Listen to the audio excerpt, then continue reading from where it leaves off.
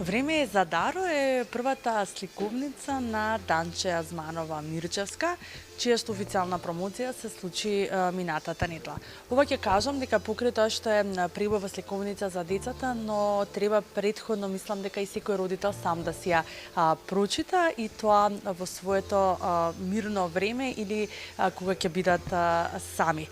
Тука со нас ова утро е Кристијан Јовановски, кој што е исто така илустратор и е заслужен за издавањето на оваа прекрасна сликовница која што треба да се најде во сечин дојум во овој празничен период. Ќе ви посакам добро утро и на двајцата. Данче, како се роди предизвикот, што беше она главната мотивација која што те поведе да направиш сликовница? Благодарам за поканата. Предизвикот беше најмногу тоа што како родители ние повеќе се трудиме да бидеме онлайн, отколку да бидеме присутни родители, и многу често со една рака си играме со детето, а со другата рака ги држиме нашите телефони, или кога ќе добиеме некоја нотификација дека некој ни го лајкнал или ни го споделил постот, веднаш скокаме, ја прекинуваме играта со детето, а всушност забораваме дека, да речеме, 1 час поминат на телефон скролајки, 1 час што ние сме го изгубили со нашите дечиња. И сакам да поставам едно прашање до вашите гледачи, а тоа е да си размислат, да си дојдат при себе и да размислат добро колку драгоцени моменти, колку уникатни моменти ти имаат пропуштено со своите дечиња затоа што проверувале нотификации, затоа што скролале. Да, многу за жал болна тема ќе кажам, затоа што само што успев да прелистам сликовницата и да прочитам неколку редови, навистина ми навира солзи, мора тоа да го признам, затоа што да, секој родител ќе се пронајде во оваа сликовница. Како се градеа ликовите? Ова е пред се на вистинска приказна сликовница базирана на вистински настани. Како ги градеше ликовите? Па сакав пред се ова да биде сликовница која што ќе се чита повеќе пати, да не биде само ја купуваш, ја читаш, ја ставаш на витрините да фаќа прашено, и затоа ми беше многу важно она што ќе го пишува да биде релевантно и да можат луѓето, особено родителите и дечињата, да се поврзат со тоа што го пишува во самата сликовница.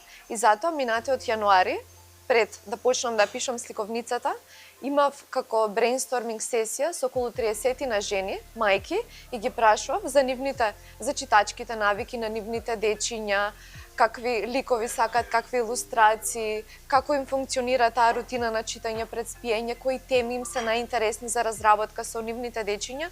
Меѓутоа, ја огромен фокус ставив на нивните предизвици, подеми и падови како родители. И овде имаше една тема која што упорно ми се повторуваше, а тоа беше дека ние како родители многу време трошиме на социјалните мрежи, време кое што ни е навистина лимитирано и треба да го поминуваме со нашите дечиња. И токму тоа и сакав да биде пораката на целата сликовница. Да, базирана е на вистинска приказна, затоа што ликовите, еве луѓето што го знаат син ми Дарио, ќе го препознаат на самата илустрација. Кристијан навистина одлично го долови син ми, дури името е слично, син ми е Дарио, а главниот лик е Даро, но исто така и другиот главен протагонист во самата сликовница е кучето Бека, кое што не е измислен лик, туку е моје куче што беше оттруено минатата година, и всушност сакам и како една од пораките на книгата да го изнесам моментот дека има толку многу кучиња во стационарите ширум земјава и на улица кои што едва и чекаат да бидат вдомени во топол дом, особено во овој зимски период, и затоа сметам дека е греот е да се купуваат кучиња да не се вдомуваат. Да, и тоа е една исто така многу интересна тема за разговарање. Кристијан, како беше да се илустрираат ликови според вистинска приказна? Затоа што верувам дека со Данче во разговори предходно ви кажа во кој поглед треба да се движите веројатно. Креирањето ликови на една сликовница е секогаш најинтересниот процес. Тој и одзема доста и време и внимание додека се изработуваат. Секако дека Данче си имаше одредени замисли за приказната кога се работи за главните ликови, за Даро и за кучето Бека. Она што беше исто така природно покрај Даро, секако дека разговорите со Данче ме навлекоа на тоа да направам и мајката во приказната, да потсеќа на Данче и поради начинот на кој што ја раскажува приказната и седалата таа динамика, ликовите секако ги носат тие карактеристики. Исто така, многу е важно да за мене како илустратор, кога ги креирам ликовите, додека ја читам приказната преку нивните разговори, диалози, кои што се раскажуваат во приказната, секако тие помагаат во креирањето на ликовите и многу е исто така важно кога се креираат ликови да бидат лесно за запаметување, да бидат доста карактеристични и секако да се ја ги третирам како едни актери кои што имаат добра експресија за изразување на емоциите во една сликовница. Да, верувам дека и предизвиците се поголеми кога станува збор за реални ликови, односно сликовница базирана на вистинска приказна, затоа што можете нели да го видите Дарио како изгледа, па и како да биде направен во сликовницата. Што ви беше најголемиот предизвик во креирањето на овие ликови и правењето на илустрации за оваа сликовница?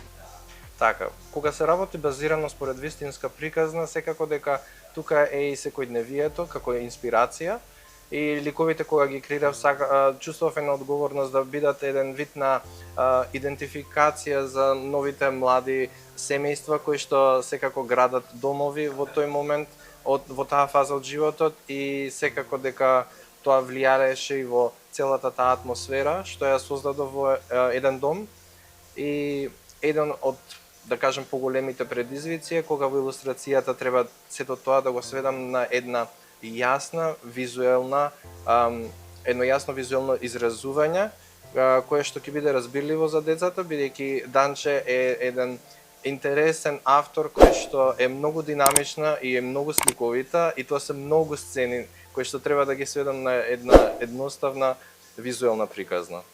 Да, навистина верувам дека ова ќе има и второ продолжение. Такво чувство имам, само што неколку страници прочитав, успеав нели да прочитам од оваа сликовница.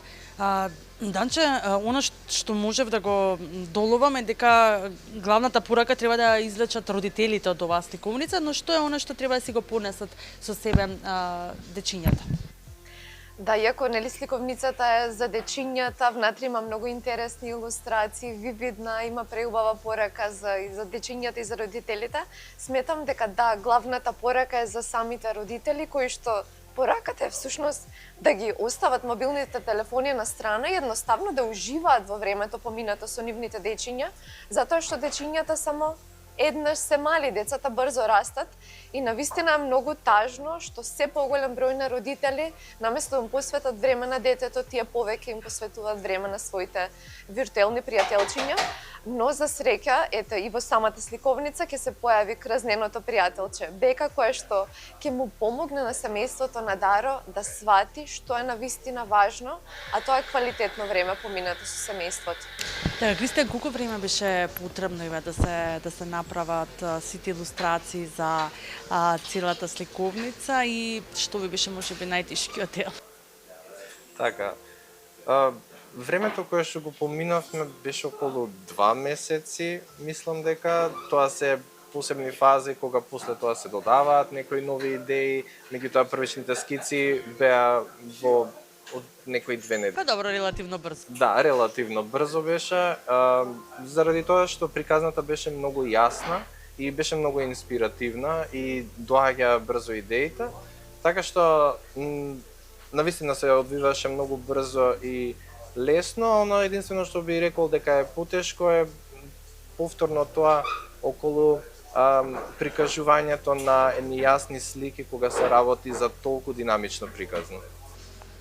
Да, сите ќе си се пронедат во приказната кога ќе ја прочитаат оваа сликовница Време е за Даро. Зошто Данче треба да се најде сликовницата во секоја домашна детска библиотека, но не само детска, веќе нема да кажуваме дека веќе сликовницава само за деца, иако така личи, нели, но сепак е едно читиво што треба секој оној кој што станал родител да ја прочита. Да, пред се треба да прочитаат родителите, како што спомена на почетокот, затоа што внатре има многу моќна и освестувачка порака. Дури поголем број на родители кои што ја прочитале ми кажале дека што ми ја затвориле последната страница, плачеле затоа што многу Не сум единствена. со приказната и некои по десетина пати ја препрочитувале и тоа за мене навистина многу значи затоа што сум допрела онаму каде што требало, затоа што сум разбудила некоја свесност. И затоа еве еден апел до сите оние родители кои што сметаат дека им е потребно едно вакво освестување, еден ваков потик, слободно може да си ја набават сликовницата. За сега моментално онлайн се продава, наскоро ќе биде достапна и на неколку продажни места низ Скопје, низ други градови. И верувам дека ќе им се допадне и што е најважно ќе им се пренесе пораката за која што всушност оваа сликовница е напишана. Не мислам дека и требаше многу одамна да почне да се зборува веќе за оваа тема и ве ти може да кажам со право дека гласно го креваш нели гласот против ова зло на технологија и на мобилни телефони кога станува збор нели за гледањето и чувањето на деца во оние денови и години на почетокот кога се раѓаат и кога им е потребно нели најголемото внимание од родителите па и нели од бабите и од детовците. Она што можам да го кажам за крајот на ова интервју е дека секој треба да ја има уште веднаш да ја нарачаат оваа книга и да си го ставиме малце прстот на глава нели до каде одиме со технологијата и со користењето на социјалните мрежи. Ви посакувам уште многу успешни соработки. Знам дека ова нема да престане тука и познавајќите тебе, Данче, знам дека ќе има и второ и трето продолжение, така некако ми мириса работава и она што може да ви кажам е дека имате направено навистина одлична мисија. Ви благодарам за твојното време. Благодарам навистина за поканата, која што задоволство да се гоствува во вашата емисија.